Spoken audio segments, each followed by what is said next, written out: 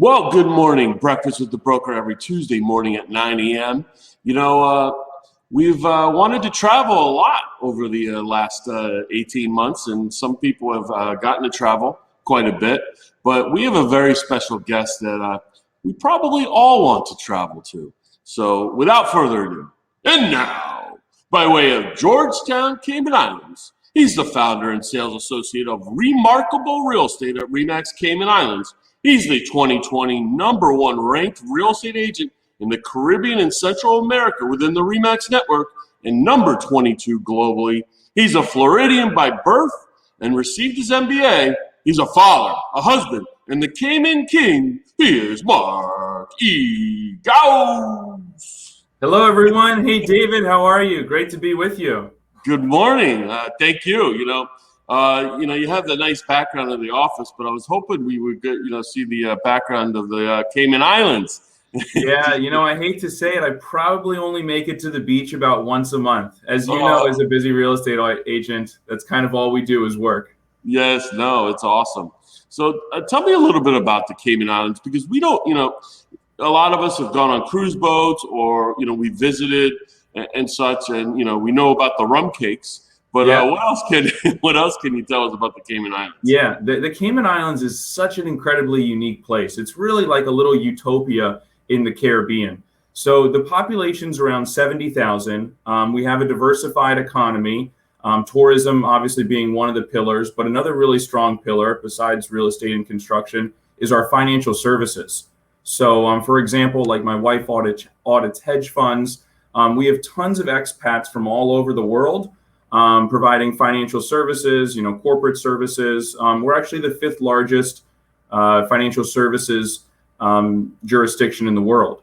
So because of that, we have a very wealthy population. We have great infrastructure, stable government, very good government, good health care. It's a great place to live. It's a great place to raise a family. And it's really, truly a melting pot. I have friends from South Africa and the UK and Philippines and Canada. People say the U.S. is a melting pot, and no, go somewhere truly international, and that's where you get the melting pot. It's a fantastic place. I hope you can come for a stayover visit as opposed to just a short time on the cruise. No, awesome. Yeah, I love that. As we all get back into the traveling and some of this pandemic kind of. I don't know if it dissipates, but, we start getting used to maybe our new normal and such. Tell us a little bit about, Cayman Islands, how the pandemic is there, Sure. COVID affected it. Yeah. It's actually a very interesting topic because we are COVID free. Okay. We have not had community transmission in over a year. Wow. So that's really interesting. So you can say, how do you do that? So essentially our borders are closed. If you wanted to come over and you said, hey, Mark, I want to come see the Cayman Islands. I want to come over for, a long weekend. Unfortunately, you can't do that right now. So if you're vaccinated and you have kind of like a purpose to come over here, maybe you're working or maybe you're visiting family, then you'll have a quarantine of about 5 to 10 days. If you're unvaccinated, that'd be 14 days. So it's great because we do not have the fear of COVID. We walk around, no masks, no restrictions at all. But, our island's not fully open, so we unfortunately haven't been able to welcome tourists back. That is going to be changing. We have the vaccine readily available here, and we have a really great program. Honestly, the government's handled it really, really well. And one thing I say to people is, it depends on where you are. The U.S. with 350 million people is extremely different than a small island with 70,000 people. Every country has, limited healthcare services, but, currently right now we have 3 hospitals. Thankfully, in about 2 years, we're going to have an additional 2 hospitals. So that'll be 5. But if COVID spread on a small island like this, it'd really, really be bad. So our government's being extra careful. That's awesome. Now, Cayman Islands, I imagine, tourism is one of their, main, economy drivers, and, how has that handled it? Because I imagine a lot of the small businesses on the island, may be hurting or things of that nature. Have they felt that? Is that something that has been happening? Sure. Yeah. Unfortunately, it definitely has been felt. And there of course, just like around the world, there are individuals struggling. However, one of the great strengths of the Cayman Islands is our diversified economy. So, as I mentioned earlier, we have an extremely robust financial services industry. As you've mentioned in some of your earlier podcasts, real estate and construction has actually helped take us out or bring us through the pandemic.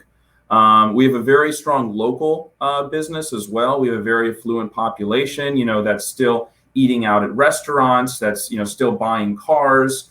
But yeah, no, we definitely, are feeling the effects of not having any tourists. If you drove around the island, you would be surprised that there's still no tourists because, the island's still absolutely bustling. There's still, unfortunately, traffic. And but yeah, we are feeling it, but we are able to weather the storm, fortunately, much better than a lot of our neighboring islands because we're not solely dependent on tourism. That's awesome. So the real estate market, right? So from 2020 to now, has the prices in. Well, let's go with this. What's the average sale price in the Cayman Islands, and has that gone down? How's the real estate market in the Cayman Islands? Yeah.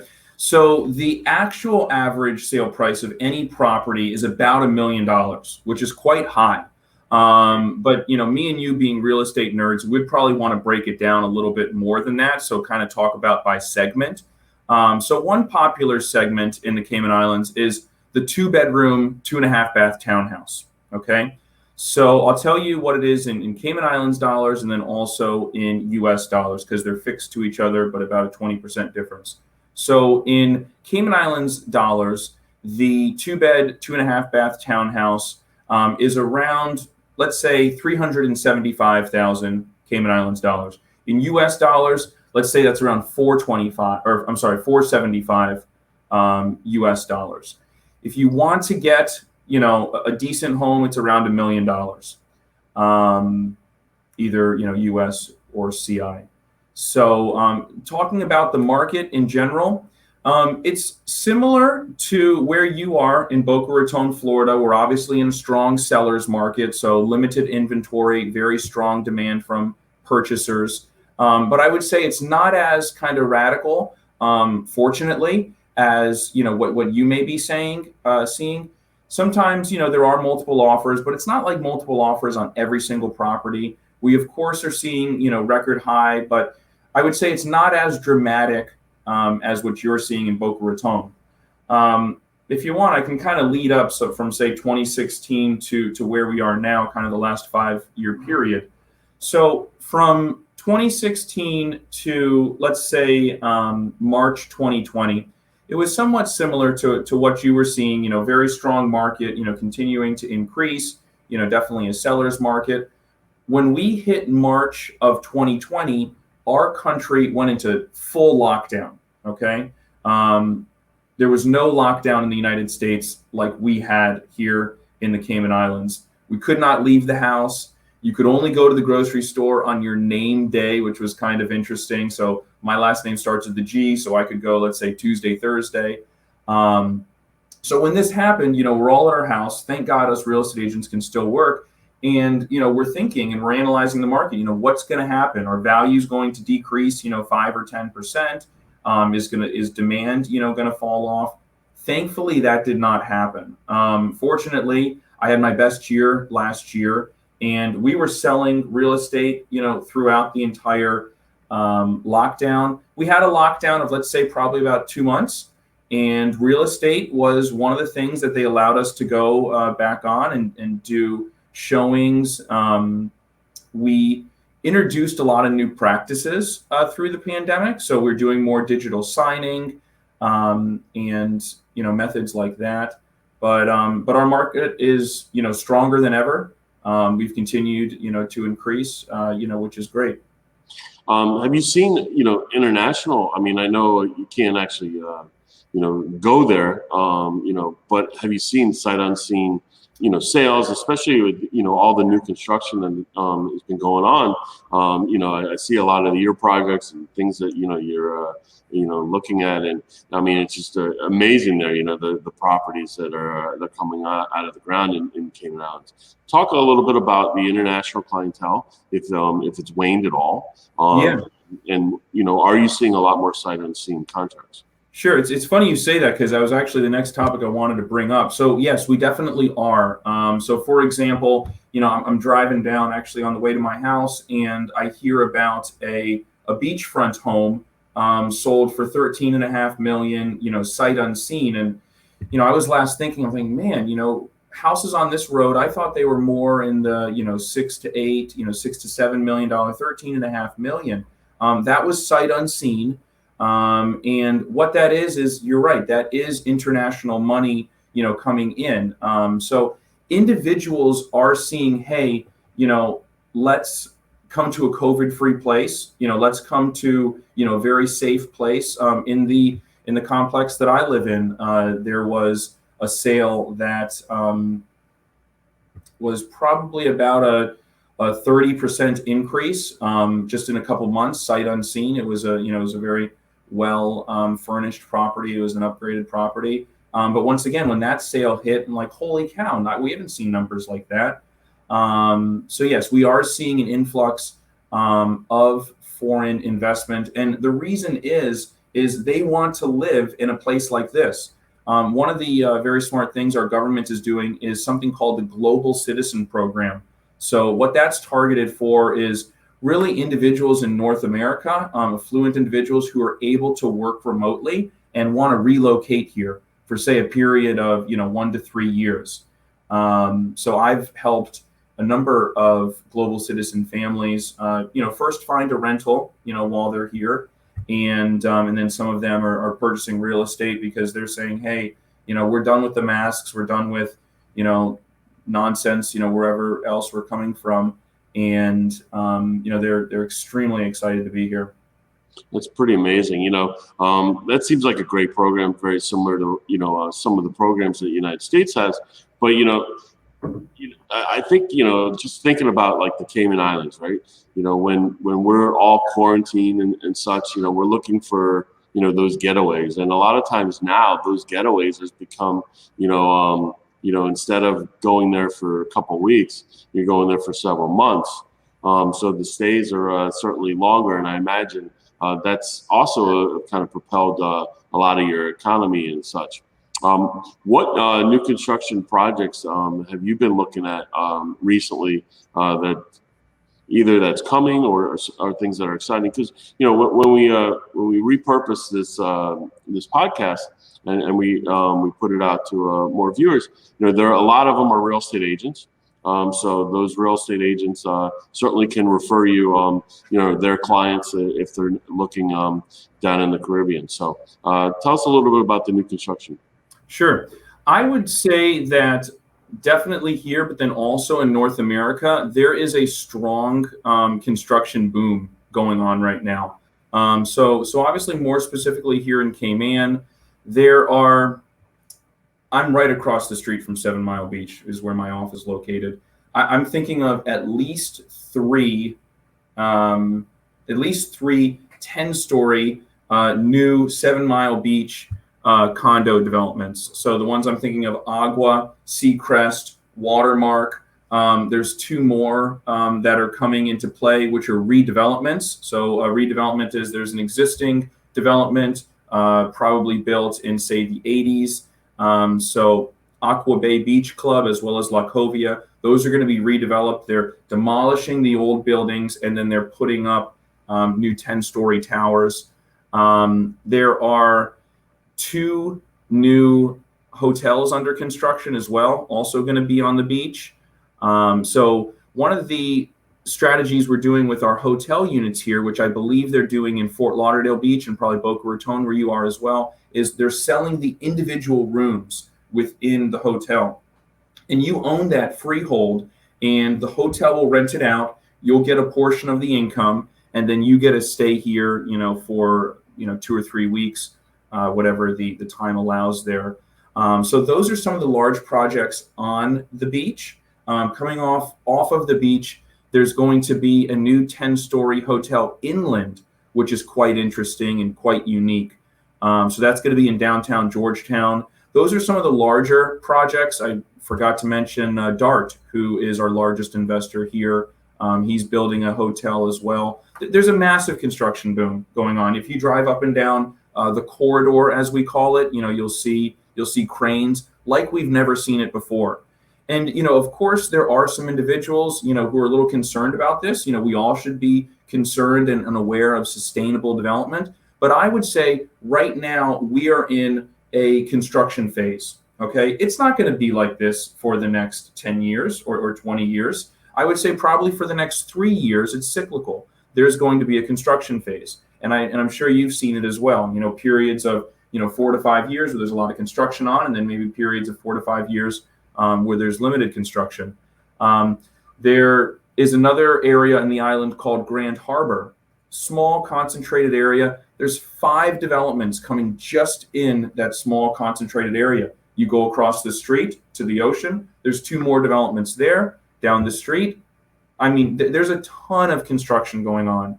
One of the construction types that we're using here, and I'm not sure if you see it too much in Florida, is actually ICF, insulated concrete forms.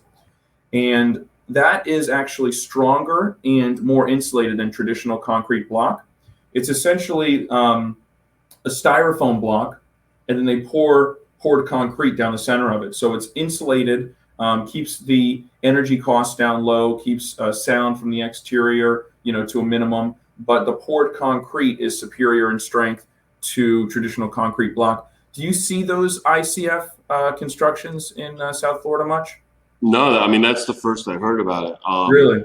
I have a friend who's a developer in New York, and he talks about the screw-in pilings as opposed to the hammered-in pilings.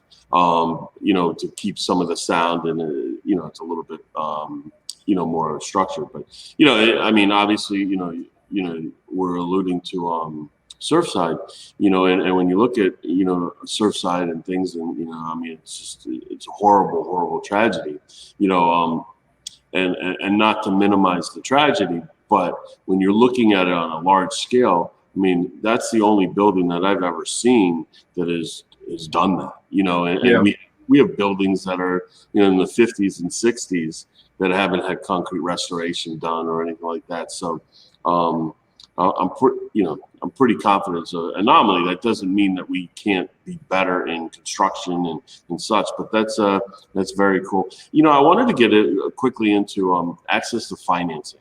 Sure, because when you go into different areas, when you think of a 30-year fix or a 15-year fix, the interest rates, are they similar to the U.S. or are you looking at, more of adjustables and less fixed?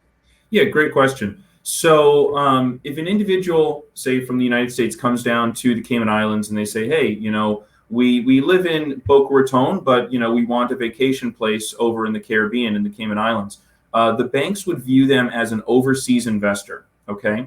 And one of the things I tell my North American customers is that there's essentially 5 banks here as compared to 5,000 in the United States. So obviously there's a lot less competition. The banks here are also quite conservative and quite cautious. So for your bank deposit, since you're an overseas investor and not living in the property, you'd need about 20 to 25% as a down payment. So, that's substantial. And then also the interest rates will be probably about 1 percentage point more, maybe 1.5 percentage points more than they traditionally see in the United States. And we really don't do fixed rates here. So it's pretty much always adjustable. So it is a little bit more expensive. So one of the things I tell my U.S. customers is if you need local financing, that's totally fine. I obviously have all the contacts, but then I let them know of some options that are available from the United States. So one of those options, of course, is paying cash. Maybe these individuals own a business or have access to a private loan. That's an option. A home equity loan could also be an option. Maybe they own $1 million home that's all paid off. They want to pull out $500,000 from it. They can do that. And then the last is a pretty interesting option. It's called a self-directed IRA. So an SDIRA.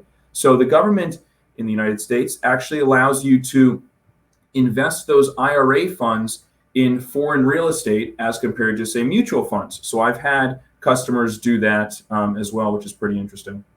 That's awesome. Yeah, no, thanks. I mean, a lot of people have used those self-directed IRAs, and it was a huge thing, a few years ago, and and certainly continues to be so.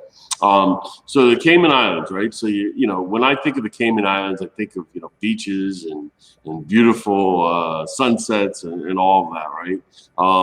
And you have an interesting story because I was reading your bio.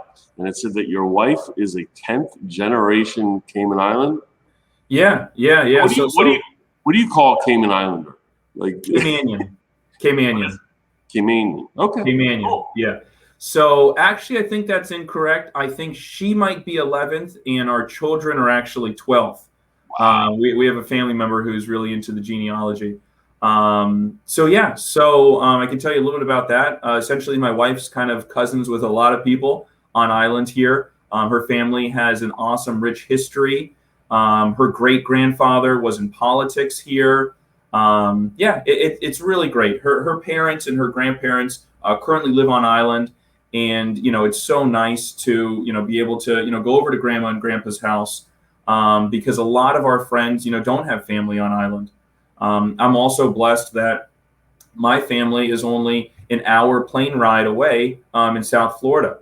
So, many of you who don't know exactly, hey, where is the Cayman Islands? I know it's in the Caribbean somewhere. I didn't really know before I moved here. It's just 420 miles south of Cuba. So it's in the Southwest Caribbean. It's basically just under Cuba, a little bit to the left, a little bit to the west. We're cousins with a lot of people, which is great. And we have a lot of family here, and it's a lot of fun. And I think it definitely helps, me be more connected, more caring about the island, obviously taking a very long-term approach. We plan to live here our entire lives. Great work opportunity, fantastic place to raise kids. You really don't know that until you've actually kind of visited here. You just think, oh, it's a Caribbean island, and, I'm sure you all are, drinking rum punch, on the beach. Like I said, unfortunately, I go to the beach probably only once a month. I love it. Whenever I go, I'm amazed at its beauty, honestly. I just don't have the time with work and kids. Yeah. Well, when I think of Cayman Islands, I think beach and rum cake. So, we do have great rum cake. Yeah, amazing, actually. Yeah. So, when we do the global exchange at R4, it's always kind of crazy, and that's my experience with Cayman Islands. So it's a good experience. Listen, this is a wealth of information. I really appreciate, Mark, you coming on. I don't know if you watch streaming series, but I always end my podcast on 2 questions. One is, what's your favorite streaming series of all time, and what are you currently watching? Sure. Fantastic. So I do enjoy my Netflix. After the kids are down, I have probably about an hour and a half, maybe 2 hours that I get to watch a little Netflix at the end of the day. It's a hard question saying what's your favorite of all time. I can say one that I've really enjoyed is Stranger Things. I love the 1980s. I love Middle America, Americana. And that's a really cool story. I've watched 2 things recently. One recently, which kind of reminded me of Stranger Things, is actually Fear Street. So parts 1, 2, and 3. This takes place once again, with some Americana in the 90s, and it has a little bit of a twist like Stranger Things. So I'd recommend watching Fear Street. And then a movie that you've probably seen, which I saw for the first time last night, which was kind of a mind bender, was The Game with Michael Douglas. That was a great one, definitely a classic. So I enjoyed that one as well. That's awesome. So listen, we learned a lot about the Cayman Islands. We learned, the average sale price is $1 million. They have very stable government, extremely great for tourism, obviously. We learned that, interest rates and such might be a little bit higher for foreign nationals. And that you have adjustable rates versus fixed. So, quite a lot of things that, to take into account. How can we contact you as real estate agents and or consumers that are watching? Because, sometimes we want to explore it a little bit further. Maybe we want to take a visit down there when everything does open up a little bit. And the last thing is, I cannot believe that you guys have been COVID free for a year. That's awesome. And, we as South Floridians, hope that is coming at some point. Sure, definitely. Yeah, no, it's definitely a very big blessing to be able to be COVID free. We don't take that lightly. So we have a very sophisticated real estate industry here. We have an MLS. Our association is called Serle. And I'd love you to get in contact directly with myself. My email address is my first name, period, last name at remax.ky. So MARK, period, GAUS at remax.ky. Love to help you out. Love to just educate you on the market.